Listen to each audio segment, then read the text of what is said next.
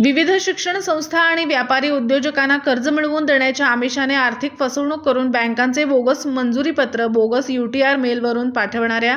एका आंतरराज्य टोळीवर मिरज शहर पोलीस ठाण्यात गुन्हा दाखल झाला असून या टोळीच्या शोधासाठी पोलिसांचे पथक रवाना झाले आहे। सूरज दत्तात्रय कणसे पुणे, अनिल उर्फ उमेश सदाशिव गुरव राहणार बोरगाव तालुका चिक्कोडी जिल्हा बेळगाव आणि रोहित दिलीप पोद्दार राहणार सडोली तालुका करवीर जिल्हा कोल्हापूर सध्या नोकरीत ICICI बँक कोल्हापूर या तिघांनी मिरज येथील ज्योतिर्लिंग शिक्षण प्रसारक संस्था खटाव संचलित स्कॉलर्स इंग्लिश मीडियम स्कूल या शाळेचे संस्थापक शिवलिंग अप्पाराया तेलसंग राहणार मिरज यांना ₹10 कोटींचे कर्ज मंजूर झाल्याचे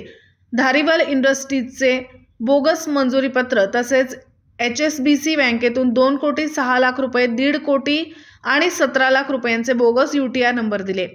या पोटी वरील 3 आरोपींनी वेळोवेळी श्री तेलसंग यांच्याकडून 8 लाख रुपये उकळले आहेत असे फिर्यादीत नमूद आहे।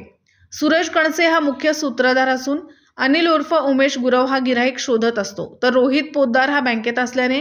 कर्ज मंजुरीची प्रक्रिया करत असल्याचे भासवतो। या आंतरराज्य टोळीने याच पद्धतीने इचलकरंजी, कोल्हापूर, इस्लामपूर, आष्टा, बेळगाव परिसरातील अनेक शाळा, कॉलेज तसेच